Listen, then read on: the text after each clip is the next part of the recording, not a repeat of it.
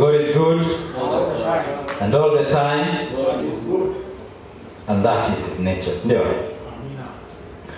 God has been very gracious to me this morning, and I'm very grateful to stand before you. I just want to bring greetings from my wife. My wife is unwell today, and she was not able to join us this morning. Tell your neighbor, this is the day the Lord has made. This is the day the Lord has made. And we will rejoice and be glad in it. Now say it as if you mean it.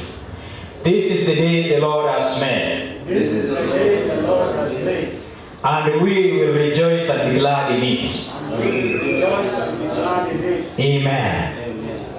I just want us to talk about a topic I've called preparing for the floods.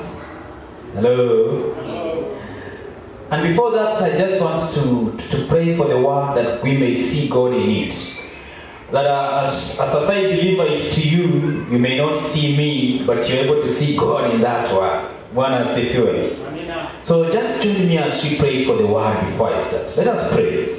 Our Heavenly God, we thank you, we bless you, Father, because God, you are God in our lives and remain to be so, Jehovah Jireh.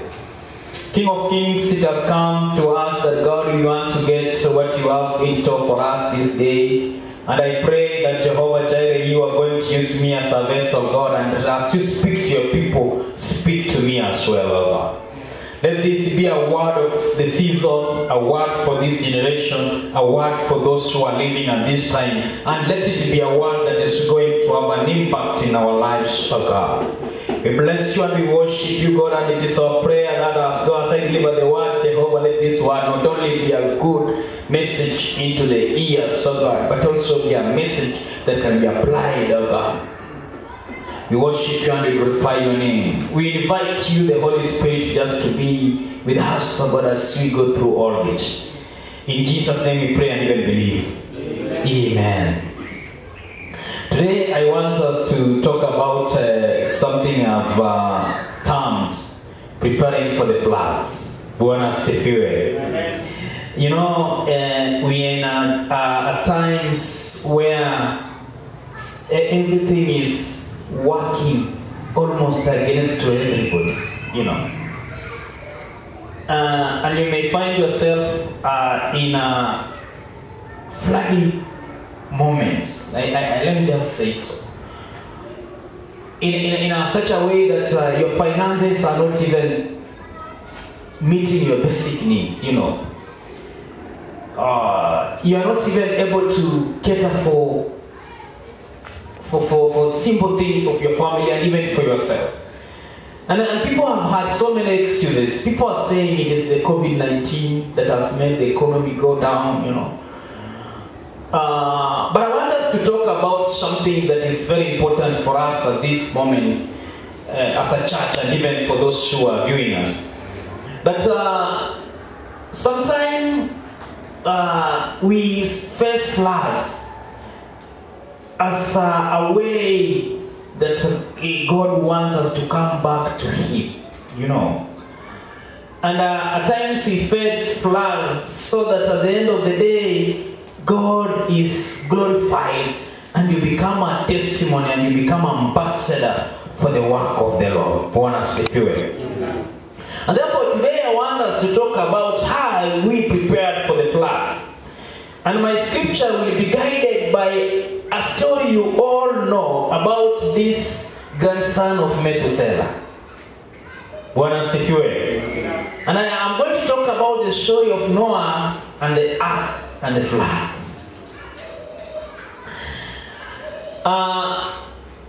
I just want us to read a chapter, some few verses in the book of Genesis.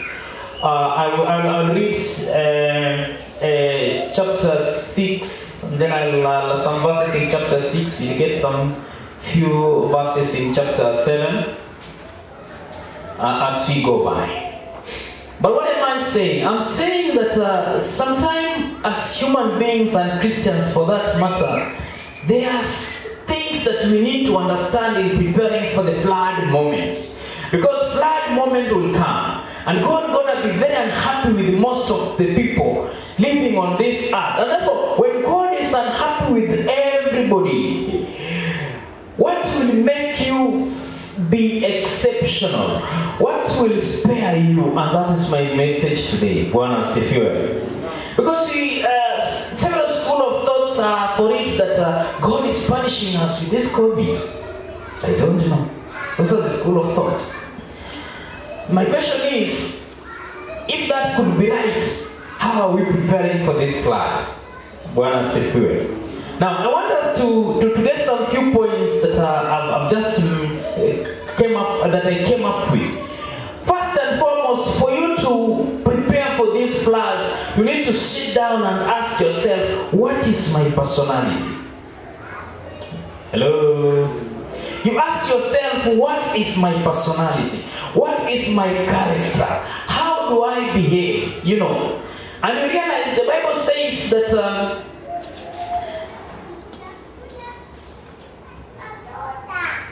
in Genesis chapter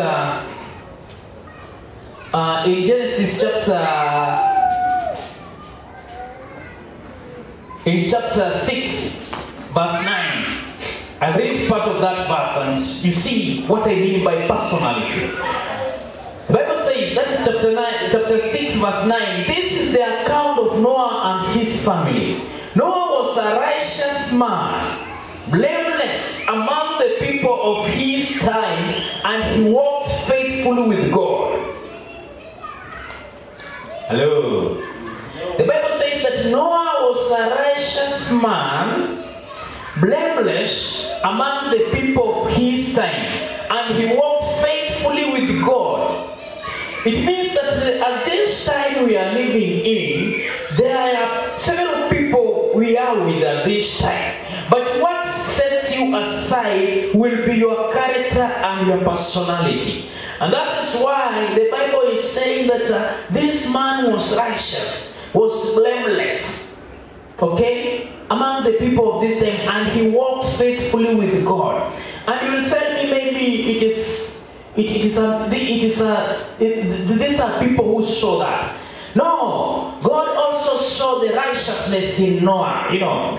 And we will get a verse where God is telling Noah that, you know, I have watched you and I've realized that you are very righteous, and therefore I want to fulfill my covenant. So what does it tell us? You yourself, you need to examine and ask yourself, because you cannot lie about your personality as a person. Hello. You know, when you are blameless, you know yourself. If you are corrupt, you know yourself. If you are righteous, you know yourself. And therefore, people will come and tell you, you know, Brother Charles, you are very righteous. But first, you need also to ask yourself whether you are righteous yourself. Bwana asifiwe. And therefore, we are in a generation whereby tutakuwa pamba. You are given names. You are told, wewe ni generous. You may be generous because maybe people are taking advantage of you and you don't know.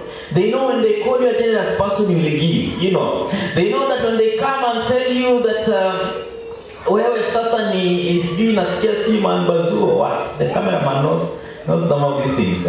Ati wewe ni kiongozi. Wewe ni governor. You know, they tell you that kind of personality because they know when they say that wewe ni bazenga, then you will give in something small. Bwana asifiwe. But now we are talking about true righteousness. Righteousness that is linked to working faithfully with God. And therefore, the first tactic that will allow you to survive when the floods come, you need to be a person of a good personality. And your personality should have those characters that Noah had at this time.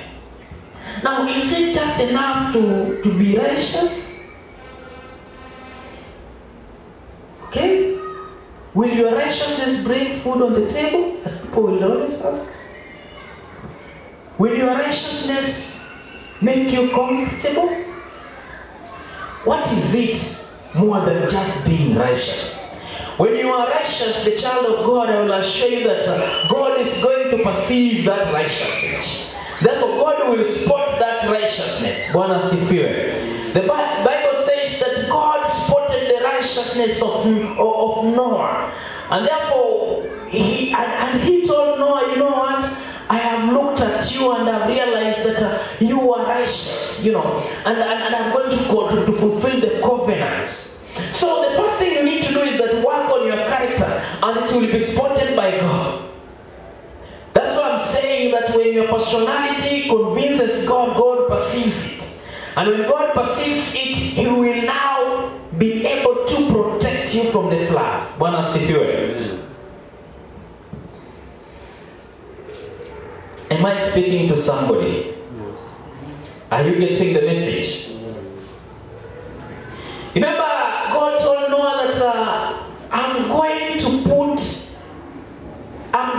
put an end to all people, for the earth is filled with violence because of them. I'm surely going to destroy both them and the earth. So make yourself an ark of cypress wood, make room in it and coat it with pitch inside and outside. But God protected Noah because he perceived. The Bible says that he had said that he's going to destroy everybody on earth. Child of God, your personality iko sawa. God has perceived that personality. Let me tell you one thing, God will not just come and give you what you want in a simple way. God will not just come and say, now that because Isaac, you are so righteous and you are walking with me in a faithful way, I've decided now you have no trouble, have this. God will not. After having seen your personality and linked it to Him, after having perceived your personality is beyond doubt, God will give you another test. Hello. Imagine, why did God decide that Noah was righteous? Then He gave Noah this assignment of making the ark. And He gave instructions on how that ark should be made. If you read verse chapter 6, verse 15. This is how you are going to build it. This is the righteous man now being given assignments. The ark is to be 300 cubic long, 50 cubic wide, and 30 cubic high. Make a roof for it, leaving below the roof an opening 1 cubic high all round. Put a door in the sides of the ark and make lower, middle, upper decks. I'm going to bring flood waters on the earth to destroy all the life under heavens, even creatures that has the breath of life in it. I'm trying to look at this because sometimes we give a carpenter an assignment to do for you as tool. And the carpenter tells you, kuja baada ya siku 4. Imagine Noah wakes up and God gets this assignment. And he's being told, you do this. I'm very sure it took some time for Noah to come up with that ark. Then what am I saying? You need to be perseverant. Hello? You need to persevere. When now you want to prepare, you're preparing yourself to survive in the flood, you need to persevere to make that area that will shelter you. Because God will not just come and shelter you and tells you, wacha nikuinue nikuweke hapo kwa mawingu juu zaidi ya hii maji ikiisha, then nitakuteremsha. But He is able to do that. But He wants also you to be part of that protection you want. Na ndio maana akaambia Noah, enda utengeneze. Go and make this ark. I hope you are imagining what I'm imagining. Okay? This guy persevered because I'm very sure it took this guy a long time to make this ark. Before that, I want us to talk about perseverance in another chapter. I want you to be very keen on the days I'm reading. On the days I'm reading in chapter 8. Be very keen on that. But God remembered Noah and all the wild animals and the livestock that were with him in the ark. And he sent a wind over the earth, and the waters receded. Now the springs of the deep and the floodgates of heavens had been closed, and the rain had stopped falling from the sky. The waters receded steadily from the earth, and the end of 150 days, the water had gone down. It took 150 days. That is perseverance. Imagine hizo masiku zote nyinyi mko tu ndani. You're just inside that ark. You know. Hello. All those days you are just in the ark. You know, that is the kind of perseverance I'm talking about. Then the Bible says that after 40 days, Noah opened a window he had made in the ark and sent out a raven, and it kept flying back and forth until the waters had dried up from the earth. That is the kind of perseverance I'm telling you. You know, God will have to take you to a place where you will not see anything else, but you will not have that exposure. You know, you will not have that kind of lifestyle that you are freedom. You have freedom, but you are confined, and therefore, when you are confined in such a place, it only calls for perseverance until you get another signal from God. This time, child of God, God is taking you into a place of protection, and you need to persevere in that place until you get a signal from Him. May I hear an amen? Amen. Now, when God has looked at your personality and perceived, and He realized that you are now persevering, there's something that will come with that perseverance you are in now. There is something Noah did so that the ark comes out as it was supposed to come out. He prepared it. See, he prepared that ark. What comes with preparation? You cannot prepare something if you don't spend on it. Hello? And here, I don't want to talk about time only. No, money only. I also want to talk about resources. You know, you need to spend so much on something that you are preparing. When Noah was preparing this ark, I can assure you the ark costed Noah maybe some money during those days and time. Kwa sababu Mwenyezi Mungu wakati alitoa amri, He never said, now I have this money I'm giving you, go and prepare this. Unless if there's another version of that. He never said, now that have brought some wood for you to start. It was upon Noah to start looking for the wood, maybe for the nails, you know, so that he can bring it together. And remember this thing, Noah did it single-handedly. So what does it mean? It means that when you are preparing for where you want to shelter from the flood, you need to be ready to spend. Not only spend money, but you also spend time. Can I hear an amen? Therefore, Noah spent time and money preparing. And therefore, as a child of God, as God prepares you to go into a place of shelter, a place that is safe for you, be prepared to spend money and spend your time.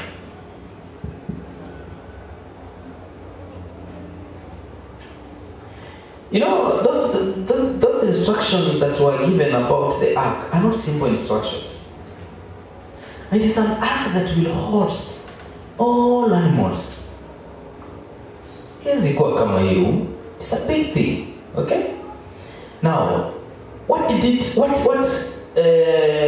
how expensive was it for Noah? Imagine getting a snail into the ark. You know, you collect them all, unaizingiza. You go also collect the elephants, you know, unaingiza. You know, it calls for a lot of time. And you need to be very, very keen. Okay? Keen to an extent that so that at the end of the day, you don't confuse some group of families. You know, there are a group of families in animal that are very confusing. See, like the leopard, the jaguar, those groups. Or you go to the family of a group like yes, the grasshopper, the locust. Imagine if Noah was not keen. He would take in the and he thinks that he has taken the grasshopper or the locust inside. Imagine sasa kama yeye angekuwa makini sana, angejua tofauti ya kima, nyani na tumbili. Hello? Be prepared. And in that preparation, you will spend time and resources for you to move to a safer place to survive the floods. Bwana asifiwe. Now, I want also to look into another point that is very important at this time. Noah was very creative. Hello. At this time, when there are floods, you need to be very creative. One of the creativities that we have just talked about, you need to be very creative for you to lead those animals into the ark. Have you ever led with sheep is okay. Kondoo yeye ataenda tu, akishapewa mwelekeo na kondoo ule yuko mbele, ana shida, ataingia tu. Umaingiza mbuzi kwa zizi. Mbuzi. The way they are very stubborn, I'm very sure these animals were stubborn. Remember, there are those that were flying, there are those that were crawling, and there are those that were just walking. So imagine you are struggling to enter an insect into the ark and it flies away. You need to be very creative enough so that you achieve that objective. And I feel Noah was creative. Noah was creative also in this sense. And he was very sharp in this sense. Imagine he decided, why is it that when he was sending those animals to go and confirm whether the water has subsided, he never used an elephant. He never sent a crawling animal. He only sent birds. 2 of them. Kwanza alituma gani? Raven. Ikaenda, it never came. It was just going back and forth, back and forth. Then he said, let me try now, send a dove. He realized that he only needed things that can fly over the water. So he was very creative. As you prepare to go to a safe place, a time will come when you need to be very creative. But then if you read this scripture, I want you to go and read this scripture very well. From chapter 6 all the way to chapter 8. There are very amazing things. I was asking myself, if you look at the instruction given by God in making this ark, I'm telling you, there is nowhere God told Noah to do a window. Hello? There is nowhere. Let me read. For those who are doubting, let me read. Chapter 6, verse 15. This is how you are to build. The ark is to be there 300 cubic long, 50 cubic wide, and 30 cubic high. Make a roof for it. Leave below the roof an opening 1 cubic high all round. Put a door in the side of the ark and make lower, middle, and upper deck. Kuna mmoja amesema atengeneze window. But when you come here, the Bible says in chapter 8, in chapter 8, you realize the Bible says, let me read from verse 4. And on the 7th day of the 7th month, the ark came to rest on the mountain of Ararat. The waters continued to recede until the 10th month, and on the first day of the 10th month, the top of the mountains became visible. After 40 days, Noah opened a window he had made in the ark, and sent out a raven, and it kept flying back and forth. Noah realized that we need to have, that's being creative, by the way. He did beyond what God had told him. Therefore, I'm just trying to tell you, child of God, we're in a flood. There are things that are happening that only God can answer. Richard was telling me this morning that when he was sharing the story of our mom, and Richard told me, yes, you know what? When it comes to cancer, we have no answers. The only person to give us answers is Jesus Christ when we were in heaven. If there will be a bold person to ask that question. Okay? And therefore, there are things that are happening on this earth. Sahi kwa hii generation yetu na wakati huu ambao tunaishi, sisi wenyewe hatuna majibu. Wale ambao wameenda shuleni wakasoma wakahitimu katika nyanja mbalimbali za utafiti hawana majibu. It's only God who will be able to know what is happening. And maybe it is a flood. Who knows? And therefore, for us to be very protected from that kind of flood, this message has been brought to you at this time. Bwana asifiwe. And therefore, as I conclude, I want us to sum up and say, child of God, for you to survive the flood, for you to survive the storm, let me now say, let's say this message is surviving the storm. For you to survive the storm, because things are stopping, by the way, flights are stopping. You know, as we speak now, you cannot walk at 8 p.m. in other Lake Basin zones. Things have stopped.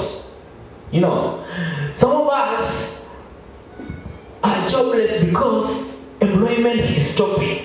The economy is stopping. So we are in a stopping mode. We are in a stopping moment, okay? Everything is now coming to a standstill. So how will you survive during the time of storm? Number one, you need to be a person of high personality. That your personality should be beyond doubt. That your character should be a character that no one will doubt.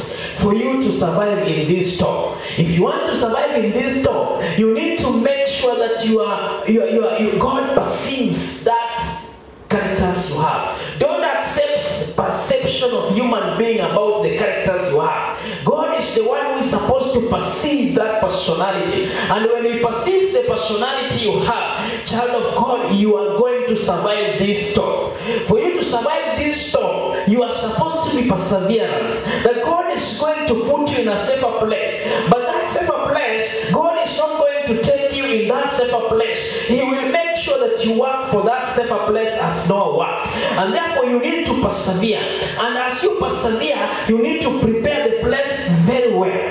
For you to survive this storm, you need to prepare that place by making sure that the place you are preparing consumes much of your time and consumes much of your resources. Because you cannot make a mistake by limiting the resources you have for preparing for the place that God wants you to be saved unto.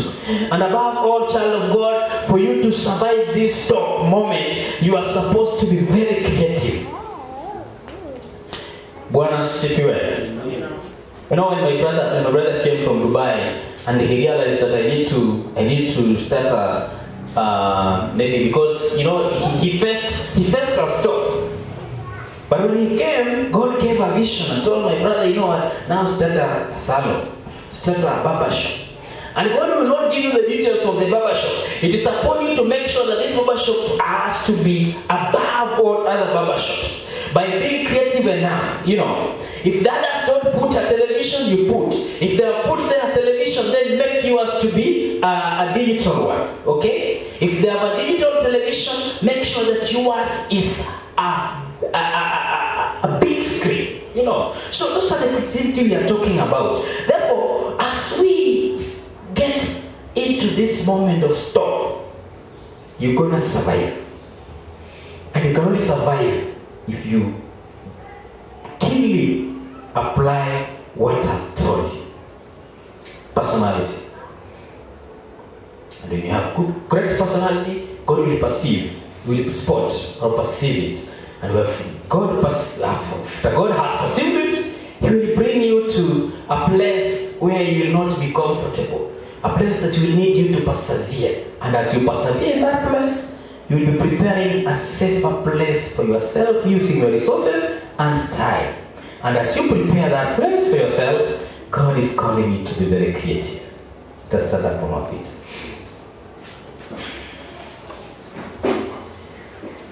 I hope you have gotten something. Umepokea kitu? Amen. That was the message God has placed in my heart today. And I just want to thank you for having made it to church this morning.